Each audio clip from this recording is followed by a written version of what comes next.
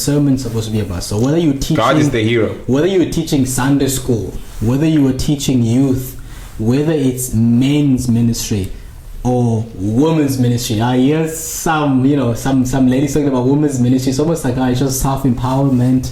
Esther is the hero, be the Esther. Deborah is the hero, be the Deborah. Or you go to a men's conference, it's about being men. You hear all this. You are the man. Stronger men conference. I'm like, okay, great.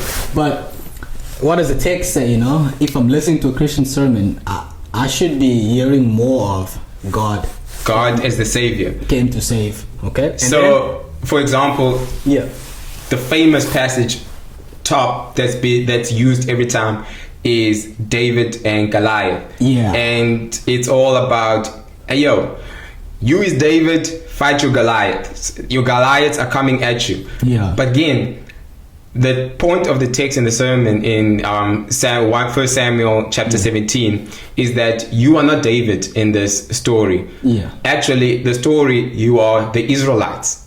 And in the story, what did the Israelites do? They chose Saul to be the savior. And then Saul couldn't save them. And Goliath was running his mouth for 40 days. I'm just thinking how we can turn this into a sermon, but let's not. Yeah, I'm just going to give you like a short description. And Goliath is running his mouth for 40 days. Yeah. The Israelites are scared. They're like, nobody can defeat him. We chose you to save us. Yeah. So what does God have to do? The emphasis is God. What does God do in the background? In the whole book? Yeah. God chooses David. He's preparing a small boy. He remember in the wilderness, bro. There we go. The people didn't choose David. Yeah. God chose David, anointed David. And so David, being chosen by God, he is the savior that comes to save people from Goliath, the big baddie, the big bad person that comes. And then through that salvation, people are saved by God's chosen king. And so that comes us to Matthew, when we get the genealogy, and now we're like, God's people are still in bondage. Yeah. They are in bondage of sin, Satan, and the flesh, and they're in bondage of all of that. Now, we ain't gonna play the hero. Yeah. Because Satan been running his mouth, so the whole time. Sin has been running his mouth. Yeah. The flesh is dominating. Yeah.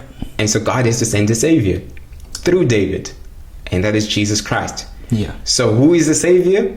It's not you. It's not you. It's not your pastor. It's not your pastor. It's not anybody else that anybody will put above there to tell you, okay, he's the hero. Be like this person. No. It's Jesus. It's God himself who is a hero. So that's the first thing. God sending Jesus. And so if it sounds like you are being told you can do it on your own, nah. Yeah. Then something is off. But if it sounds like listen at what God did and place your faith in that. That is how to discern good teachers. So that's part one. But then there's the next part.